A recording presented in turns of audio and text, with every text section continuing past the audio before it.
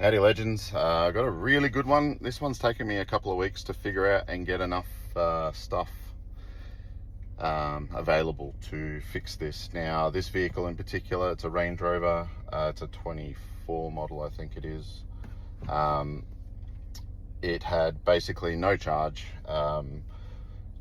check charge rate, they replaced the battery, it went to one workshop, they quoted an alternator, then it went to another workshop and got charged almost $1,000 in diagnosis fees, and then it turned up here. So I've had a lot of play with it, and basically it had a fault code P056B, which is generator control circuit A, performance or range. Now this is a 48 volt hybrid engine, so technically that code, all that means is that the generator isn't getting 12 volt, whether it be missing or too low.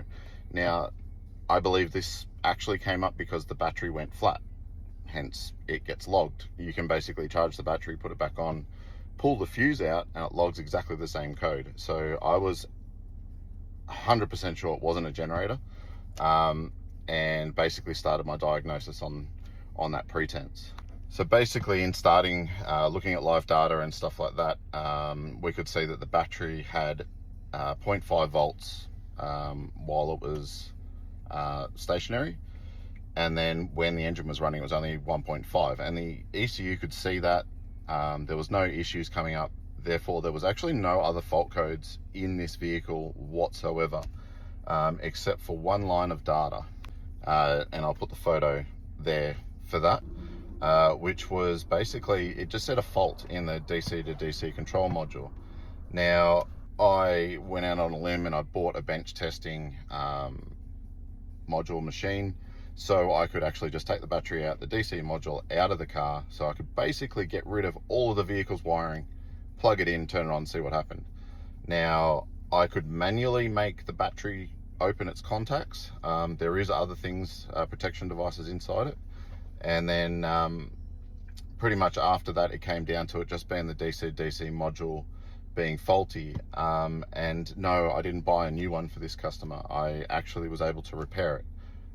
It is very involved, but I can now do it, so I'm quite excited about that. Anyway, here's a couple other extra clips that I'll chuck in because wow.